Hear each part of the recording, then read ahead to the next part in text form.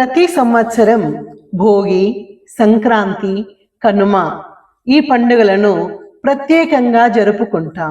అందులో భోగి రోజు భోగి పళ్ళు పిల్లలకు వేస్తూ ఆనందంగా తల్లిదండ్రులు జరుపుకునేటువంటి ఈ పండగ వెనుక ఉన్నటువంటి కారణాలు, ఒక అందమైన కథను గురించి ఇప్పుడు తెలుసుకుందాం. అసలు భోగి పళ్ళు ఎందుకు వేస్తారు అంటే, పూర్వం శ్రీకృష్ణుడు చిన్న పిల్లవాడిగా ఉన్నప్పుడు ఆయన మీద దిష్టి పడకుండా ఉండేందుకు గోపికలు, యశోదమ్మ ఒక పద్ధతిని పాటించేవారట. ఆ సాంప్రదాయమే కాలక్రమేణా భోగిపళ్ళుగా మారింది. భోగిపళ్ళు పోయడానికి ముఖ్యంగా 3 కారణాలను తెలుసుకుందాం. మొదటిది, దిష్టి తగలకుండా ఉండడానికి. పిల్లలు చాలా అందంగా, ముద్దుగా, సుకుమారంగా ఉంటారు కదా. ఎవరైనా చూసినా లేదా బయట తిరిగినా వాళ్లకు దిష్టి తగులుతుందని పెద్దలు నమ్ముతారు. భోగి రోజున రేగుపళ్ళు, చిల్లర నాణేలు తల మీద నుంచి పోయడం వల్ల ఆ దిష్టి అంతా పోయి పిల్లలు ఆరోగ్యంగా ఉంటారని కథగా చెబుతారు. దీనిని నమ్ముతారు. రెండవ విషయము, సూర్యభగవానుని ఆశీస్సుల కోసం. రేగుపళ్ళను సంస్కృతంలో బదరీ ఫలం అంటారు. శ్రీ మహావిష్ణువుకు బదరీ నారాయణుడు అనే పేరు కూడా ఉంది. ఈ రేగుపళ్ళు చూడటానికి ఎర్రగా చిన్న సూర్యులలా ఉంటాయి.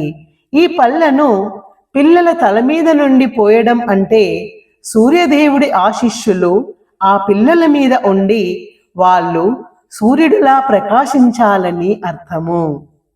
మూడవ విషయం, భోగిపళ్ళలో ఏమేమి కలపాలి, వాటి వల్ల కలిగేటువంటి ఫలితమేమిటో తెలుసుకుందాం. రేగుపళ్ళు ఆరోగ్యం కోసం, చెరుకు ముక్కలు జీవితం తీపిగా ఉండాలని ఆశిస్తూ, బంతిపూల రెక్కలు అందం, సంతోషం కోసం, చిల్లర నాణేలు ఐశ్వర్యం కలగాలని, శనగలు, అక్షతలు ఆశీర్వాదం కోసం, ఇలా వీటన్నింటినీ కలిపి ఒక చోట సమకూర్చి పిల్లలపై దోసిలితో తీసుకొని పిల్లల శిరస్సు మీద నుండి పోయాలి.